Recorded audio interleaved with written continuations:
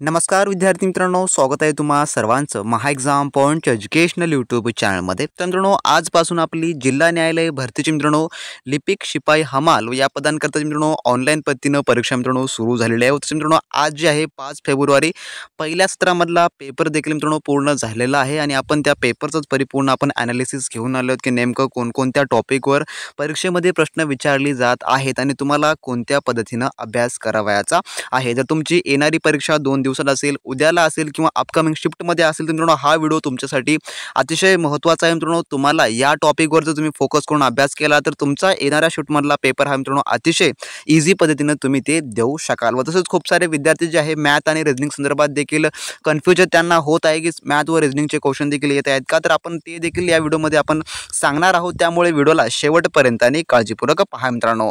तर मित्रांनो पाहूया की नेमकं कोणकोणते प्रश्न परीक्षेमध्ये विचारले जातात आणि कोणकोणत्या टॉपिकवर सर्वाधिक फोकस जो केला जात आहे. तर मित्रांनो जसे की आज सकाळच्या सत्रामध्ये जेवढे काही प्रश्न विचारले त्यापैकी काही प्रश्नांचा आपल्याकडे ॲनालिसिस उपलब्ध झालेला आहे, ज्यामध्ये जे की सकाळच्या शिफ्टमध्ये आलेले प्रश्न, ज्यामध्ये मराठी ग्रामर मराठी व्याकरणावर आधारित जे आहे सकाळच्या सत्रामध्ये 8 प्रश्न विचारण्यात आलेले आहेत. तर त्यामध्ये प्रयोगावर असतील प्रश्न, काळावर असतील प्रश्न व क्रियापदावर असतील या सर्व टॉपिकवर प्रश्न जे आहे जे की मराठी व्याकरणामधले विचारले जात आहे. जसं की त्यांनी आपल्याला सिलेबस दिला आहे त्या सिलेबसवर अकॉर्डिंग तुम्हाला प्रश्न त्या ठिकाणी विचारली जात आहे. त्यामुळे तुमचा सर्व काही सिलेबस हा कव्हर होणं अतिशय महत्त्वाचं आहे मित्रांनो. त्यानंतर आहे जे की इंग्लिश, तर इंग्रजी ग्रामरवर आधारित देखील 8 प्रश्न विचारण्यात आलेले आहेत, जे की 8 प्रश्न जे आहे वेगवेगळ्या टॉपिक्सचे, ज्यामध्ये सेंटेन्स ओळखायचे असतील किंवा एखादा इनकम्प्लीट शब्द असेल जो की कंप्लीट करायला लावला असेल, जे की आपण आपल्या जी आपली सिरीज होती लाईव्ह सिरीज ज्या पद्धतीनं आपण त्यामध्ये तुम्हाला सांगितलं होतं मित्रांनो त्याच पद्धतीचं सर्व काही त्या ठिकाणी विचारलं जात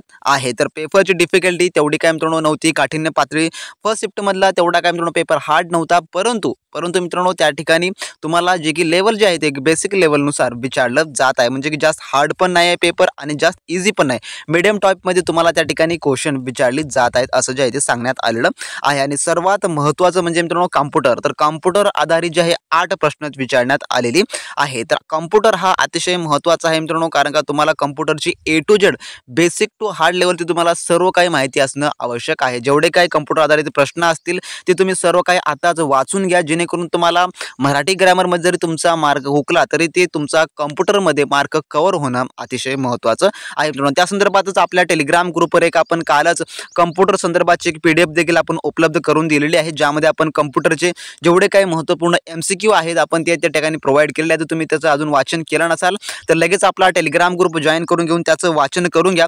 परीक्षेपूर्वी तुम्हाला ते अतिशय महत्त्वाचं असणार असेल. आणि ज्या विद्यार्थ्यांनी आपले नोट्स अजूनही मिळून त्यांनी अभ्यास केले नसतील त्या नोट्सचा देखील तुम्ही अभ्यास करून घ्या, ज्यामध्ये तुम्हाला मराठी व्याकरण त्यासोबत इंग्लिश आणि GKचं आपण सर्व काही त्यामध्ये तुम्हाला इन्क्लूड केलेलं आहे. त्यासोबतच GKचे जे आहे एकूण 16 प्रश्न होते, ज्यामध्ये जे आहे चालू घडामोडी जे की जास्त प्रमाण चालू घडामोडीचं विचारलं जात आहे, जे की रिसेंटली 6 महिन्याची जेवढी काही चालू घडामोडी आहे ती तुम्ही पाहून घ्या. तर जे काही GKमध्ये चालू घडामोडी आहे त्यासोबतच प्राचीन हिस्ट्री आहे, सायन्स आहे आणि पॉलिटिक्स म्हणजे की जे राज्यशास्त्र आहे तर ते देखील या ठिकाणी विचारलं जात आहे. तर राज्यशास्त्रामध्ये नागरिकशास्त्र देखील इन्क्लूड असतं, त्यामध्ये तुम्हाला जे काही विधानसभा असेल, लोकसभा असेल किंवा निवडणुका असतील या संदर्भाचे प्रश्न जे आहे जास्तीत जास्त फोकस करून विचारले जात असतात. तर हे जे काही GKचे 16 प्रश्न होते जे की या टॉपिकवर विचारले जात आहेत. तर आपल्याकडे सविस्तर प्रश्न अजून उपलब्ध झाले नाहीत मित्रांनो. जेव्हा आपल्याकडे सविस्तर प्रश्न उपलब्ध होतील त्या संदर्भात आपला व्हिडिओ हा डिटेल आपल्या चॅनल मित्रांनो अपलोड करण्यात येणारच असेल.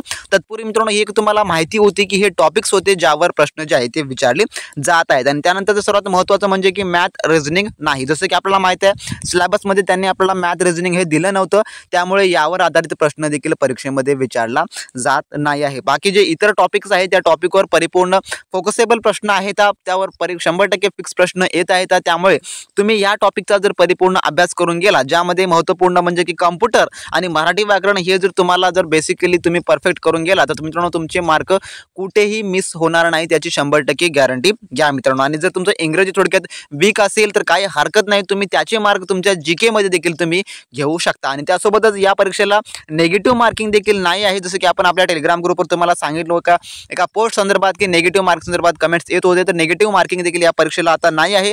त्यामुळे तुम्ही बिंदास्त याची मार्क जी आहे जी याचे जे प्रश्न आहे ते तुम्ही 40 पैकी 40 देखील टिक मार्क केला तरी तुम्हाला कसल्याच प्रकारचा या ठिकाणी जो की दुर्भाव होणारा नसेल मित्रांनो। त्यामुळे पेपर अगदी सोप्या पद्धतीचे आहेत, मॉडरेट लेवलचे आहेत, मीडियम टाईपचे, त्यामुळे न घाबरता एकदम व्यवस्थित टाईमचं मॅनेजमेंट करून तुम्ही ते पेपर मित्रांनो देण्याचा प्रयत्न करा आणि शक्यतो तर तुम्ही अचूक उत्तरे निवडण्याचा प्रयत्न करा। तत्पूर्वी परीक्षेच्या पूर्वी जेवढे काही आपले सामान्य ज्ञानावर आधारित प्रश्न आहेत, जे काही व्हिडिओ सिरीज आहे, लेक्चर सिरीज, तुम्ही ते देखील पाहून घ्या आणि ज्या विद्यार्थ्यांना नोट्स हव्या असतील, ज्यांचा पेपर उद्याला असेल, परवाला असेल किंवा 12 फेब्रुवारीला असेल, तर त्यांच्यासाठी देखील महत्त्वाची आहे सूचना।